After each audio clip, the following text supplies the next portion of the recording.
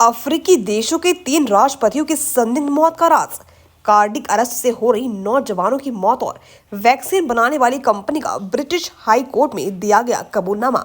क्या कोरोना के अंतरराष्ट्रीय षड्यंत्र की खुलने लगी है परतें?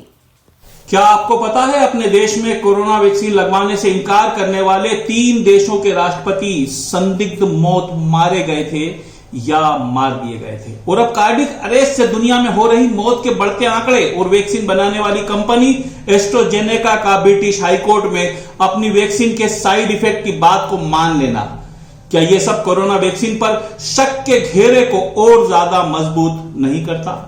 शेफाली जरीवाला की मौत ने एक बार फिर देश में कार्डिक अरेस्ट से हो रही नौजवानों की मौत का मुद्दा गर्म कर दिया है। हमेशा की तरह कोरोना वैक्सीन पर भी उंगलियां उठ रही हैं, तो सोचा आज क्यों ना आपसे वैक्सीन पर ही बात की जाए, उस वैक्सीन पर जिसे अपने देश में लगवाने से इनकार करने वाले 3 देशों के राष्ट्रपति या तो संदिग्ध मौत मारे गए या मार दिए गए।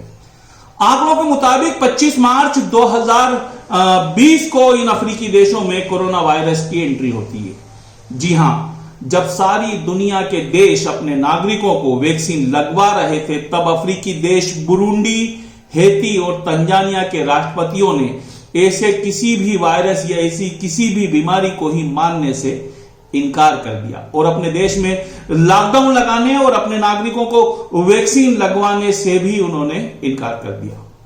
बुरुंडी के राष्ट्रपति पियोरे नकुरुंजिज़ा ने तो WHO यानी वर्ल्ड हेल्थ ऑर्गेनाइजेशन की टीम को अपने देश से ही निकलवा दिया था। जब सारी दुनिया में लॉकडाउन की बातें चल रही थी, तब बुरुंडी में खेल स्पर्धाएं हो रही थी।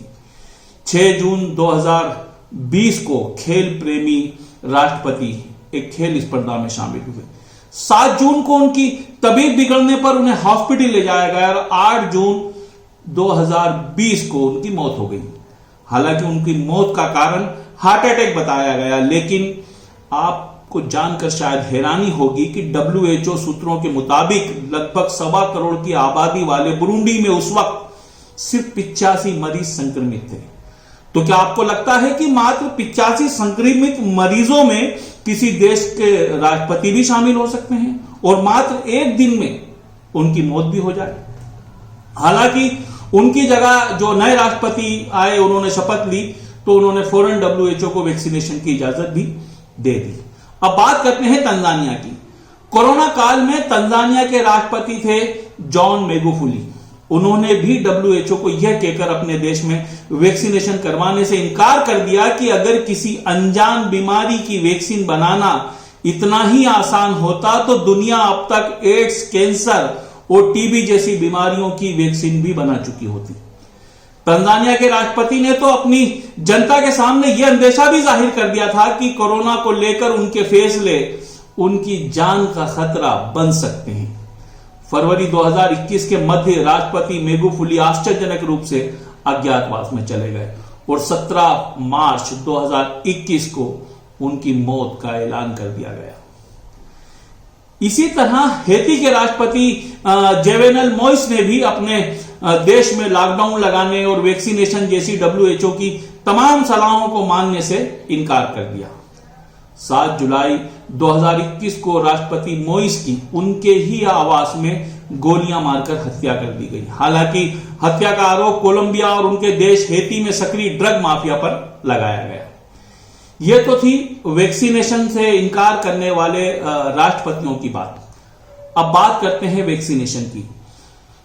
तो आपको बता दूं कि भारत में 1,75,00,000 लोगों को जो वैक्सीन कोविशील्ड के नाम से लगाई गई है, उस कोविशील्ड को बनाने वाली कंपनी सीरम इंस्टीट्यूट ने वैक्सीनेशन का यह फार्मूला एस्ट्राजेनेका कंपनी से लिया था। उस एस्ट्राजेनेका कंपनी से जिसके खिलाफ ब्रिटिश हाईकोर्ट में 50 से अधिक मुकदमे चल रहे हैं। और उसी एस्ट्राजेनेका कंपनी ने ब्रिटेन की अदालत में यह स्वीकार किया है कि उसकी वैक्सीन से खून में थक्के जमना और प्लेटलेट्स कम होने जैसे साइड इफेक्ट हो सकते हैं, जो हार्ट अटैक और ब्रेन स्ट्रोक का कारण बन सकते हैं।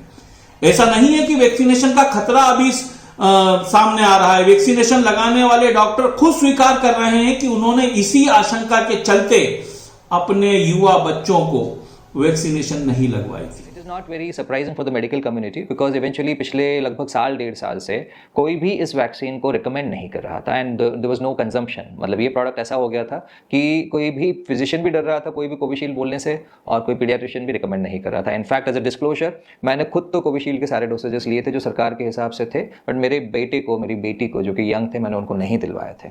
न्यूज चैनल आज तक की एक रिपोर्ट के मुताबिक गुड़गांव के ऑटोमिस्ट हॉस्पिटल के कार्डियोलॉजिस्ट डॉक्टर मनजिंदर सिंह के मुताबिक भारत में हर साल 12 लाख लोग कार्डियक अरेस्ट से मरते हैं, जिसमें युवाओं की तादाद काफी ज्यादा है और साल दर साल यह आंकड़ा लगातार तेजी से बढ़ रहा है।